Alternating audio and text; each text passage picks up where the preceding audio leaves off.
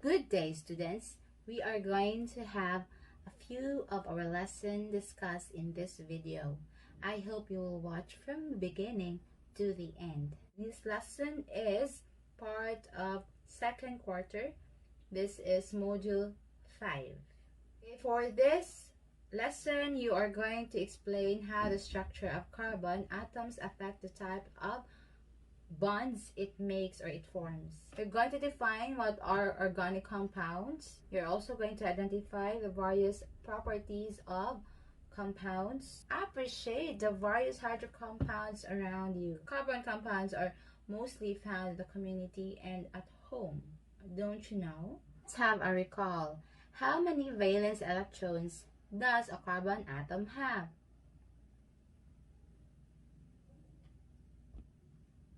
Okay, it's correct. There are 4 valence electrons. You have a reading activity. Read and understand and be informed about the compound octane. Okay, what carbon compound is found in gasoline that prevents auto-ignition? Can a gasoline with low octane rating damage the vehicle's engine? What octane rating of gasoline is the most expensive? Correct. The most expensive is premium or those with high octane rating. Octane rating in the fuel is actually the measure of fuel stability.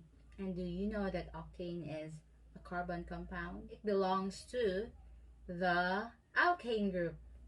Okay, organic compounds are classified into functional groups. There are hydrocarbons which contain carbon and hydrogen. There are organic compounds that contains oxygen and organic compounds containing nitrogen. Then we will discuss the hydrocarbons. Okay, hydrocarbons are classified further into 3. There's alkane, alkene, and alkyne. Alkanes are called paraffins and they contain single bonds. They are classified as saturated hydrocarbons. Alkenes are called olefins. They have 1 or more double bonds and they are considered unsaturated hydrocarbons. Alkynes are called acetylenes. They are also unsaturated hydrocarbons with 1 or more triple bonds. Now, what are the phases for alkanes, alkenes, and alkynes? You have to take note. Methane to butane, they are gaseous forms, while from pentane to octane, they are liquids. The reason for this is related to the structure of the compound. If the molecule of the compound is small, it interacts less with each other. Just like methane, that's why it is a gaseous compound. The boiling point of alkanes, alkenes, and alkynes is also in an increasing pattern. That's because of their structures. The compound's structure or size is increasing, thus the molecules become bigger. When bigger molecules interact more, it strongly requires a higher temperature for them to evaporate.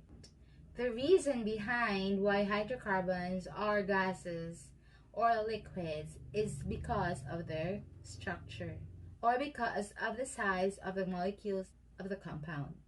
When molecules are small, they tend to interact less with each other. When the molecules are big, they tend to interact more with each other.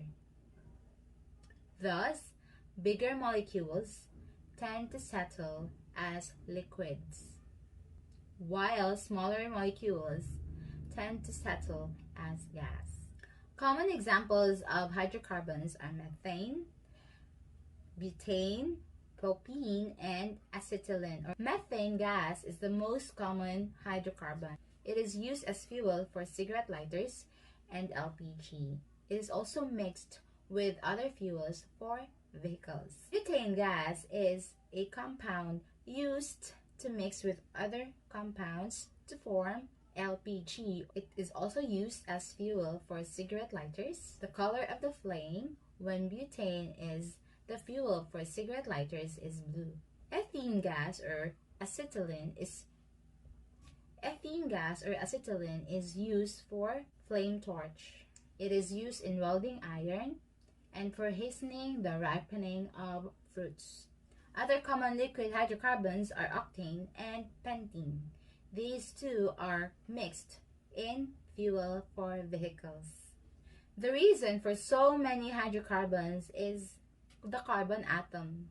Carbon atoms have 4 valence electrons. The atomic structure of carbon makes it possible to form other bonds with other elements and even other carbon atoms. One of these bonds results in many forms of hydrocarbons.